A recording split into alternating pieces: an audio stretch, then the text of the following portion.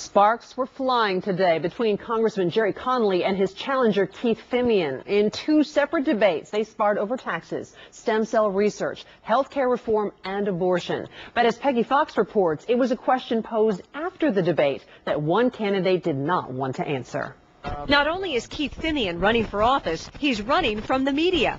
He does not want to answer any more questions about guns or the gun show loophole. Should anybody who buys a gun at a gun show be subject to a background check? It's a simple question. It's a yes or no. And in answering, I've said that I agree with what Senator Webb and Senator Warner have said. What do you think? Which I agree with them, which is that dealers should do background checks at these gun shows. But licensed dealers are already required to do background checks at gun shows. Closing the loophole would force everyone else who sells guns at gun shows to do background checks. Fimian's opponent, Congressman Jerry Connolly, supports closing the loophole. Guns became an issue in this race after Fimian said this in a recent interview. You know, I think that at Virginia Tech, if one of those kids in one of those classrooms was packing heat, I think that would not have happened. In this morning's debate, he had an apology and an explanation.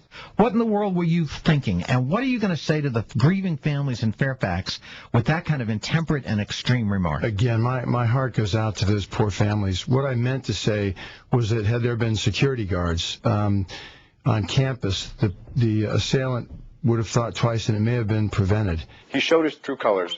We understand what he's saying, and he can't go back on that now. Colin Goddard survived the Virginia Tech shootings. He says he's offended by Fimian's statement. Even though Keith Fimian has apologized for saying a student packing heat could have stopped the Virginia Tech shooter, the suggestion has been made many times by gun rights advocates. But police organizations say it would have made their job more difficult and could have led to more deaths. If they would have seen anyone in that building with a gun, they would have taken him down. Goddard is now working for the Brady campaign, trying to close the gun show loophole. Peggy Fox, 9 News Now. Coming up at 7.